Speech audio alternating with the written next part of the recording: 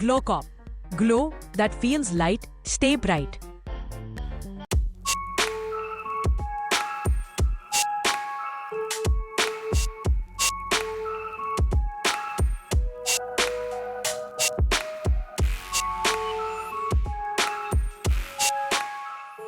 नमस्कार, news for nation देख रहे हैं आप और मैं हूं अदिति आपके साथ। देखिए, साल का आखिरी महीना बस अपने मुहाने पर है।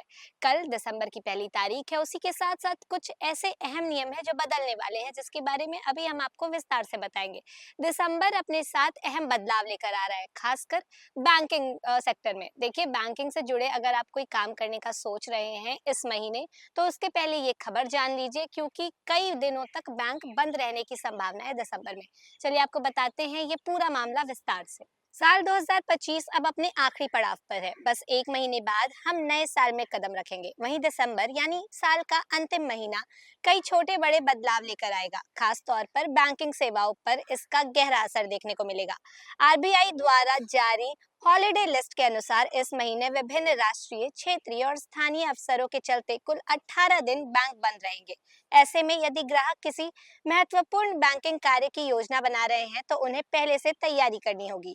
ध्यान रहे कि ये छुट्टियां पूरे देश में एक जैसी नहीं होंगी, क्योंकि कई अवकाश स्थानीय त्योहारों और क्षेत्रीय आयोजनों से जुड़े होते हैं। इसीलिए आपकी शाखा किस दिन बंद रहेगी, ये राज्य के अनुसार अलग अलग हो सकता है। तो चलिए आपको बताते हैं कि दिसंबर में कौन कौन से वो दिन हैं जिस दिन बैंक बंद रहेंगे और कहाँ कहाँ ये बैंक बंद रहेंगे। 1 दिसंबर को उद्घाटन दिवस, स्वदेशी आस्था दिवस, ईटानगर और कोहिमा। 3 दिसंबर को सेंट फ्रांसिस जेवियर्स गोवा।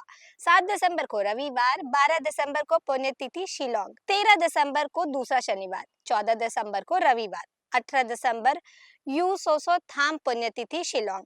19 दिसंबर को गोवा मुक्ति दिवस। 20 और 22 दिसंबर को नामसूंग त्योहार सिक्किम। 21 दिसंबर को रविवार। 24 दिसंबर को क्रिसमस इवनिंग। 25 दिसंबर को दिसंबर क्रिसमस।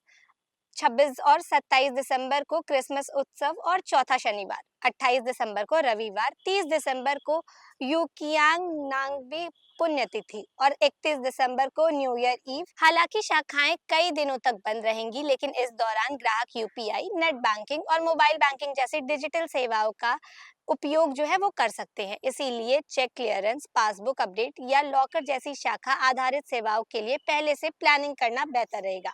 साल के अंत में वित्तीय लेन देन बढ़ जाते हैं। टैक्स प्लानिंग, वेतन वितरण, ईएमआई या फिर बाकी जो भुगतान या निवेश से जुड़े कार्य में देरी हो सकती है। इसके अलावा छुट्टियों के दौरान एटीएम में नकदी की उपलब्धता भी प्रभावित हो सकती है। इसीलिए समय रहते कैश निकासी और अन्य जरूरी प्रक्रियाएं पूरी करना समझदारी होगी।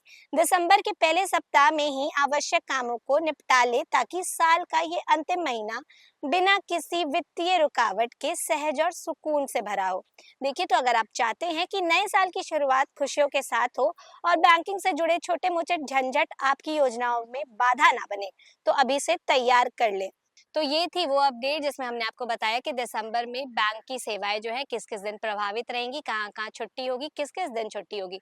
तो आप उसी के अकॉर्डिंग अपना बैंकिंग से जुड़ा जो भी छोटा मोटा काम है वो सब प्लान करें, उसी के अकॉर्डिंग प्लान करें। तो फिलहाल इस खबर में बस इतना ही। ऐसे ही तमाम जानकारियों के लिए बने रहे न्यूज फॉर नेशन के साथ। धन्यवाद।